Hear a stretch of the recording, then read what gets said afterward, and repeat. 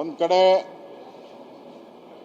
D K Shivakumar ಅವರು, D K Suresh ಅವರು, ಇವತ್ತು ಕೂಡ ಡಿ ಕೆ ಶಿವಕುಮಾರ್ ಅವರು ಮಾತೇನು ಕೊಟ್ಟಿದ್ದಾರೆ, ಮಾತು ಪ್ರಕಾರ ಸಿದ್ದರಾಮಯ್ಯನವರು ನಡೀಲಿ, 2.5 ವರ್ಷ ಏನು ಒಪ್ಪಂದ ಆಗಿತ್ತು ಚುನಾವಣೆ ಆದ ತಕ್ಷಣವೇ ಆ ಮಾತು ಪ್ರಕಾರ ನಡೀಲಿ, ಮಾತಿನಂತೆ ನಡೀಲಿ ಅಂತ ಒಂದು ಕಡೆ ಹೇಳಿದ್ದಾರೆ. ಡಿ ಕೆ ಶಿವಕುಮಾರ್ ಅವರು ಈ ಒಂದು ಪಾಲಿಟಿಕ್ಸಲ್ಲಿ ಅವ್ರದ್ದೇ ಗಾಳ ಉರುಳಿಸಿದ್ದಾರೆ. ನಾನು ಕಾಂಗ್ರೆಸ್ಸಿನ ಅಧ್ಯಕ್ಷ ಸ್ಥಾನಕ್ಕೆ ರಾಜೀನಾಮೆ ಕೊಡ್ತೀನಿ ಅಂದರೆ ಕಾಂಗ್ರೆಸ್ಸಿನ ಹೈಕಮಾಂಡ್ಗೆ ಸಿದ್ದರಾಮಯ್ಯನಿಗೆ ಒಂದು ಬೆದರಿಕೆ. ಆಮೇಲೆ ಮುಂದುವರೆದು ನನಗಿರೋಂಥ ಮಾಹಿತಿ ಉಪಮುಖ್ಯಮಂತ್ರಿ ಸ್ಥಾನಕ್ಕೂ ಕೂಡ ರಾಜೀನಾಮೆ ಕೊಡ್ತೀನಿ ಅಂತ ಒಂದು ಕಡೆ ಈ ಸ್ಟೇಟ್ಮೆಂಟ್ ಬರ್ತಾ ಇದೆ. ಇದಕ್ಕೆ ಕೌಂಟ್ರಾಗಿ ಇವತ್ತು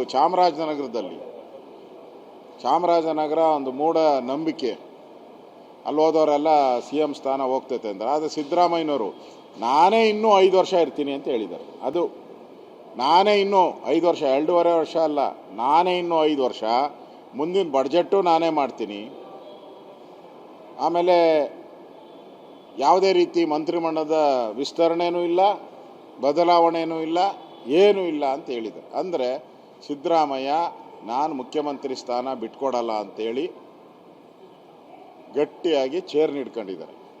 ಡಿ ಕೆ ಶಿವಕುಮಾರು ನೀನು ಕೊಟ್ಟ ಮಾತಿನಂತೆ ವಚನ ಭ್ರಷ್ಟ ಆಗಬೇಡ, ನೀನು ವಚನ ಭ್ರಷ್ಟ ಆದರೆ ನಾನು ರಾಜೀನಾಮೆ ಕೊಡ್ತೀನಿ ಕಾಂಗ್ರೆಸ್ ಪಾರ್ಟಿಗೆ, ಕಾಂಗ್ರೆಸ್ ಅಧ್ಯಕ್ಷ ಸ್ಥಾನಕ್ಕೆ ಅಂತೇಳಿ ಆ ಮನುಷ್ಯ ಕೂತಿದ್ದಾನೆ.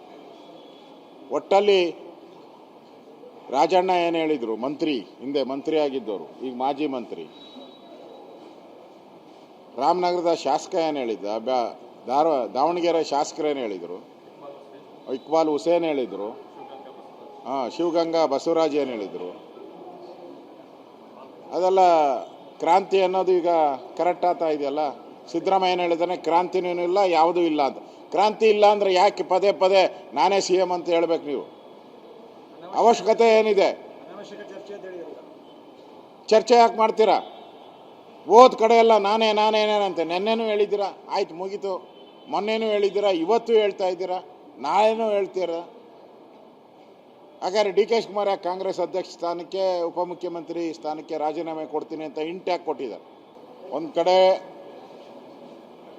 ಡಿ ಕೆ ಶಿವಕುಮಾರ್ ಅವರು, ಡಿ ಕೆ ಸುರೇಶ್ ಅವರು, ಇವತ್ತು ಕೂಡ ಡಿ ಕೆ ಶಿವಕುಮಾರ್ ಅವರು ಮಾತೇನು ಕೊಟ್ಟಿದ್ದಾರೆ, ಮಾತು ಪ್ರಕಾರ ಸಿದ್ದರಾಮಯ್ಯನವರು ನಡೀಲಿ, 2.5 ವರ್ಷ ಏನು ಒಪ್ಪಂದ ಆಗಿತ್ತು ಚುನಾವಣೆ ಆದ ತಕ್ಷಣವೇ ಆ ಮಾತು ಪ್ರಕಾರ ನಡೀಲಿ, ಮಾತಿನಂತೆ ನಡೀಲಿ ಅಂತ ಒಂದು ಕಡೆ ಹೇಳಿದ್ದಾರೆ.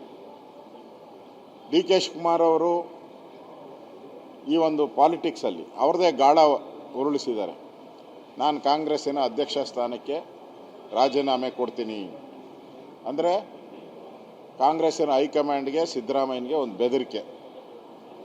ಆಮೇಲೆ ಮುಂದುವರೆದು ನನಗಿರೋಂಥ ಮಾಹಿತಿ ಉಪಮುಖ್ಯಮಂತ್ರಿ ಸ್ಥಾನಕ್ಕೂ ಕೂಡ ರಾಜೀನಾಮೆ ಕೊಡ್ತೀನಿ ಅಂತ ಒಂದು ಕಡೆ ಈ ಸ್ಟೇಟ್ಮೆಂಟ್ ಬರ್ತಾ ಇದೆ. ಇದಕ್ಕೆ ಕೌಂಟ್ರಾಗಿ ಇವತ್ತು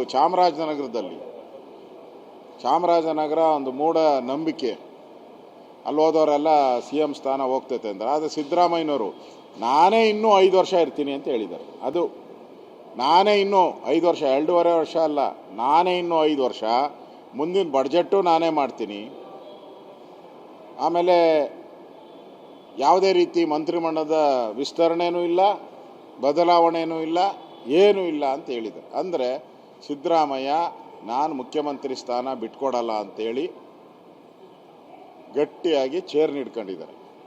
ಡಿ ಕೆ ಶಿವಕುಮಾರು ನೀನು ಕೊಟ್ಟ ಮಾತಿನಂತೆ ವಚನ ಭ್ರಷ್ಟ ಆಗಬೇಡ, ನೀನು ವಚನ ಭ್ರಷ್ಟ ಆದರೆ ನಾನು ರಾಜೀನಾಮೆ ಕೊಡ್ತೀನಿ ಕಾಂಗ್ರೆಸ್ ಪಾರ್ಟಿಗೆ, ಕಾಂಗ್ರೆಸ್ ಅಧ್ಯಕ್ಷ ಸ್ಥಾನಕ್ಕೆ ಅಂತೇಳಿ ಆ ಮನುಷ್ಯ ಕೂತಿದ್ದಾನೆ.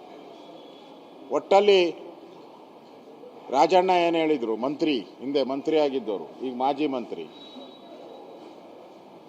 ರಾಮನಗರದ ಶಾಸಕ ಏನು ಹೇಳಿದ್ದ, ದಾವಣಗೆರೆ ಶಾಸಕರೇನು ಹೇಳಿದರು, ಇಕ್ಬಾಲ್ ಹುಸೇನ್ ಹೇಳಿದರು, ಶಿವಗಂಗಾ ಬಸವರಾಜ್ ಏನು ಹೇಳಿದರು, ಅದೆಲ್ಲ ಕ್ರಾಂತಿ ಅನ್ನೋದು ಈಗ ಕರೆಕ್ಟ್ ಆಗ್ತಾ ಇದೆಯಲ್ಲ. ಸಿದ್ದರಾಮಯ್ಯ ಏನು ಹೇಳಿದಾನೆ, ಕ್ರಾಂತಿನೂ ಇಲ್ಲ, ಯಾವುದೂ ಇಲ್ಲ ಅಂತ. ಕ್ರಾಂತಿ ಇಲ್ಲ ಅಂದರೆ ಯಾಕೆ ಪದೇ ಪದೇ ನಾನೇ ಸಿ ಎಂ ಅಂತ ಹೇಳ್ಬೇಕು? ನೀವು ಅವಶ್ಯಕತೆ ಏನಿದೆ? ಚರ್ಚೆ ಯಾಕೆ ಮಾಡ್ತೀರಾ? ಹೋದ ಕಡೆ ಎಲ್ಲ ನಾನೇನಂತೆ ನೆನ್ನೆನೂ ಹೇಳಿದ್ದೀರಾ, ಆಯ್ತು ಮುಗೀತು. ಮೊನ್ನೆನೂ ಹೇಳಿದ್ದೀರಾ, ಇವತ್ತು ಹೇಳ್ತಾ ಇದ್ದೀರಾ, ನಾಳೆನೂ ಹೇಳ್ತೀರಾ. ಹಾಗಾದ್ರೆ ಡಿ ಕೆ ಶಿವಕುಮಾರ್ ಕಾಂಗ್ರೆಸ್ ಅಧ್ಯಕ್ಷ ಸ್ಥಾನಕ್ಕೆ, ಉಪಮುಖ್ಯಮಂತ್ರಿ ಸ್ಥಾನಕ್ಕೆ ರಾಜೀನಾಮೆ ಕೊಡ್ತೀನಿ ಅಂತ ಹಿಂಟ್ ಯಾಕೆ ಕೊಟ್ಟಿದ್ದಾರೆ?